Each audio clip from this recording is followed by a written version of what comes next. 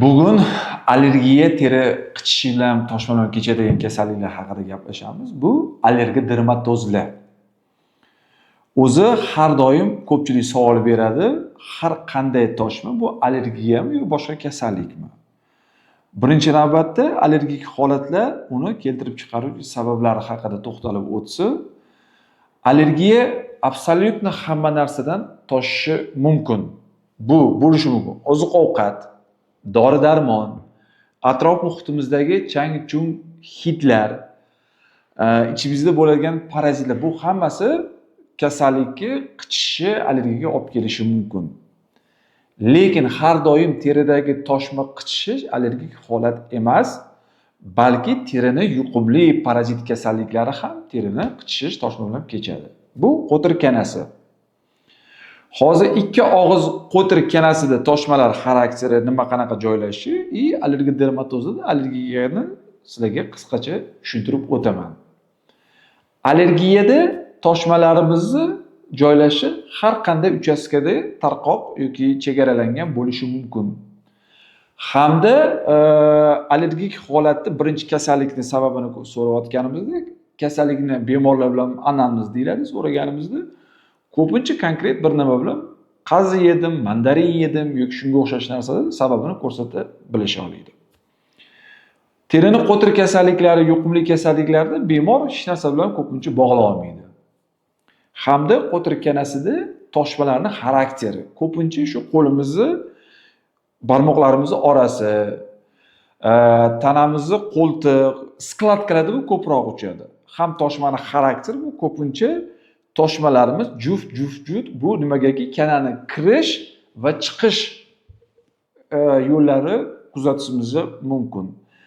Allergiya dermatozlarda bo'lsa bu ko'pincha bolalik davrida bu diates, allergiya dermatit, atopik dermatit, ekzema, neurodermitlar bu kasalliklar shu qichish bilan kechadigan allergik holatlar bilan kechadigan kasalliklar hisoblanadi. Hamda terini parazit kasalliklari qichishi bilan bu zamburug'lar, qo'tir kanasi, shunga o'xshash parazit kasalliklari ham terini qichishi bilan kechadigan kasalliklar turiga kiradi.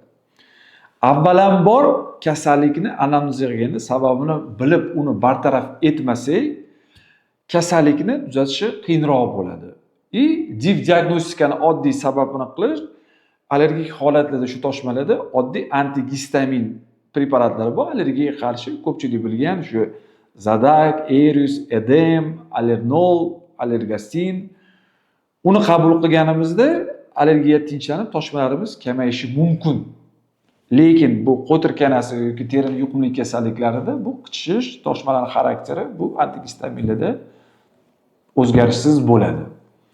Shunga avvalambor diagnostikaga katta e'tibor berishimiz kerak. Diagnostika bu maxsus shu hozirgi kunda zamonaviy allergiya testlar, umumiy qon tahlili, immunoglobulin E umumiy shu organizmda allergik holatni ko'rsatadi. Terini parazit kasalliklarida bu mikroskopik terimizdan surtma olgan holda gribok yoki qo'tir kanasini aniqlab keyin davolasak bu maqsadga muvofiq bo'ladi hamda bemorlarimizning hayot sifati yaxshilanadi. Qichish xarakteriga kelsak, o'sha teri toshmasi qichishi kun davomida allergik holatlarda qichishi mumkin. Qo'tir kanasi aslonoy kechqurun qichishish kuzatiladi. Hamda anamnez yig'ayotganimizda shu yuqumli kasalliklarda qo'tir kanasi chesotka deyiladi. Bu uyda boshqalarda ham kuzatilishi mumkin. Ayolida, erida, farzandlarda ko'proq bu kechqurun yuqish ehtimoli ko'proq bo'lgani uchun xonada kim bilan uxlasa, bularda ham shu qichish toshma kuzatilishi mumkin. Bu как anamnez. Shuning uchun dermatologga borgan holda bu tavsiyalarni tashxis qo'yib davolansanglar, bu maqsadga muvofiq.